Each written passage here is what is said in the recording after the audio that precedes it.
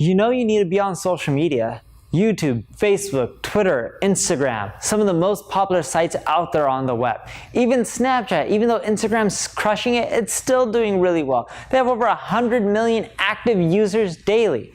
But as a beginner, all of this is overwhelming and complicated. So how do you start? Hey everyone, I'm Neil Patel, and today I'm going to share with you how to get started with social media as a beginner. The first thing you need to do is pick the right social network. Yes, there's a lot of them, whether it's Facebook, whether it's LinkedIn, whether it's Twitter. It's up to you on which network you want to be on.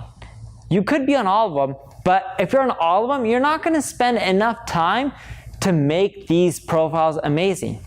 You don't want to half-ass them. In other words, you don't want to be on LinkedIn and do a mediocre job. You don't want to be on Facebook and do a mediocre job. It's better to not be on them than it is to do a mediocre job, because doing a mediocre job will get you no reach. I kid you not. Social media 5-6 years ago was way easier to leverage to get traffic from. Nowadays, their algorithms are so strict because there's so much competition, they're looking for the cream of the crop. In other words, if you're not the best of the best, you're not going to do well. So you need to pick the right social network. And what's right for me may not be right for you. So the way you pick the social network is look at what space you're in. If you're in B2B, the chances are LinkedIn is going to be the best social network for you. Twitter is also another good social network for B2B, but LinkedIn typically is better. If you're in B2C, Facebook does really well, Instagram does really well, YouTube does really well. Funny enough, YouTube works for both B2B and B2C. Now here's the thing, you also have to look at what content type do you like creating. Are you someone who's really good with videos? If so, you probably want to start with YouTube or LinkedIn. Facebook's much more competitive. YouTube, you can get the longevity. Even if you don't have an audience, you don't have a subscriber pool, you can get more traffic over time because Facebook, people don't really search on there. YouTube, people perform searches all day long for videos. And your videos can continually get views if you rank higher. If you're going after an older demographic, Facebook is amazing. If you're going after a younger demographic, Instagram and Snapchat are amazing. So now that you have a rough idea of which social network to go after, and if you're still unsure, just leave a comment below, tell me your business, and I'll help answer the question for you so that way you're using the right social network from day one. But now that you have a right one, the second thing you need to do is start creating content. Yes, you're like, hey, I have no friends, I have no following. Doesn't matter, no one's gonna follow you if you don't have any content. So start creating content. That starts off with completing your profile. Facebook, Twitter, Instagram, all of them, they have profiles. You need to complete everything from a username to your email address to a really proper, nice image to a description of who you are or your company. If you don't complete your profile, you're not giving people a reason to follow.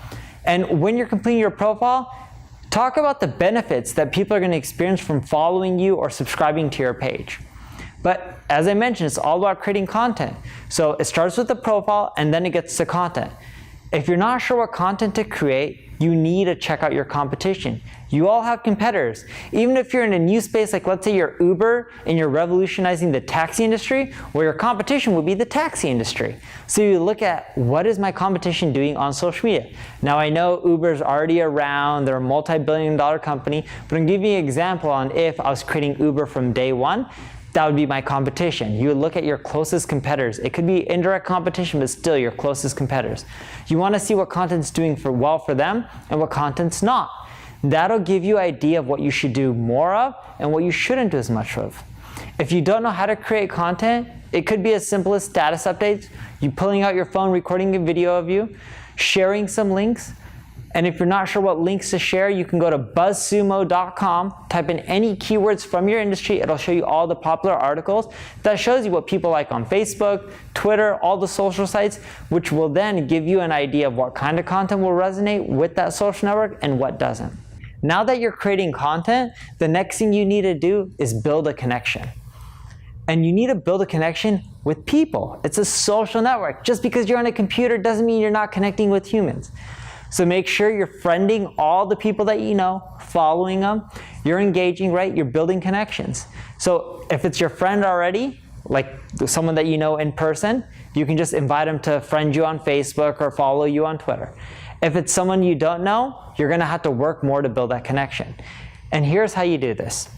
You go and look for all the people in your space who are putting status updates, posts. If they have questions, respond to them, help them out. If they have articles, feel free and share them if you think they're valuable, right? You can repost, reshare, whatever it may be. If there's other people on these channels, fan pages that are related to your industry, even if it's your competitors, and they're asking questions, you can respond to them, help them out. That's how you build a connection. Even when you're posting on your own page, when someone responds with a question or a comment, you should acknowledge that they're there. Thank them for leaving a comment. Respond when they have a question. That's how you engage. And what I found is over time, as you engage, what you'll see is a lot of people will come back over to your site, they'll follow you, you'll engage deeply with them, and they'll become a loyal, die-hard follower. It's not just about growing your number and having 1,000 followers or 10,000 followers, which then gets me into my last tip. And the last tip is, don't go for follower count. It's all about having valuable connections, personal ones. Because if your first 100 fans or followers aren't that engaged with you, all these social networks have it in their algorithm, but they're looking at a percentage. So if you have 1 million fans but only 1,000 engaged, they're like, whoa, this is a terrible engagement rate. We shouldn't show your content to anyone because no one likes it. But if you had 100 followers and every single one liked it, shared it, and commented, they did all 3 of those things, social networks like Facebook are gonna be like, this content's amazing. It needs to go viral because everyone loves it. So it's not about having the most amount of fans, it's about having the most amount of engaged fans. If someone's not gonna engage, you don't want them. Don't just pay models to talk about you so you can get more followers. It's about having the most relevant, die-hard fans. And I know, as I said, that was gonna be the last tip, but here's one more bonus tip for you. Don't push people to your business from day one.